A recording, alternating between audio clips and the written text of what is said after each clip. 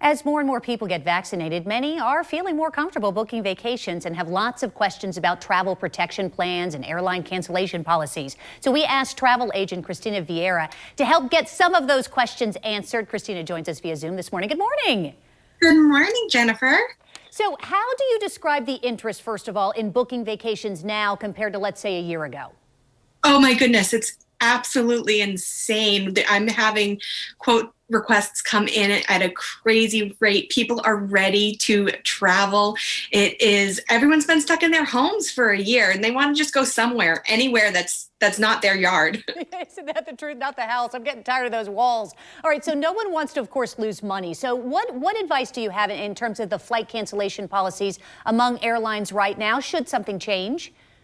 Sure. So before you book anything, you want to understand the cancellation policy, not just for air, but for all of your components of your trip.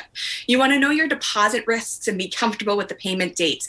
Airlines have been extremely flexible. American, United, and Delta are permanently eliminating change fees on domestic flights.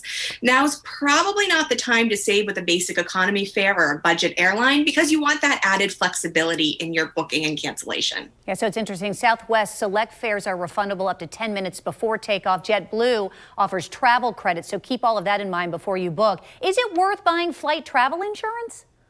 So travel insurance is not one size fits all. There's as many nuances between providers and plans as health insurance. So a standard insurance plan will cover your medical expenses if something happens during travel, or they'll reimburse you for the cost of your trip if you cancel for a covered reason. Those covered reasons are pretty few and far between and don't cover things like acts of God, political unrest, hurricanes, or global pandemics. So you're going to want to add a cancel for any reason waiver policy for added flexibility and protection. Obviously, that costs a little bit more, so you're going to want to weigh the cost of your trip between the cost of the insurance and that financial risk for you. You want to consider if your health insurance covers you in your destination. If it doesn't, you might definitely want the travel insurance. Or are you willing to pay extra nights if you're stuck there and you have to quarantine? Are you able to pay for that out of pocket? You know, when I spoke with you the other day, you brought up an excellent point. For those people who are traveling, I mean, we get busy. The trip is, next week, let's say, and we think, well, we're just going to get on the plane. We're going to fly somewhere, and then we're going to get on the plane when we come home. But you really have to be aware of the CDC guidelines. Can you explain, having to maybe be tested before you leave or before you come back to the United States? Yes, yeah, it definitely varies by destination what your requirements are going to be. In most cases, you will need a negative COVID test before you travel. That time frame, getting it before departure, and even the type and provider of the test may be the destination might tell you exactly what you need. The CDC does have an order that if you're traveling internationally, you need to get tested 3 days before returning to the United States.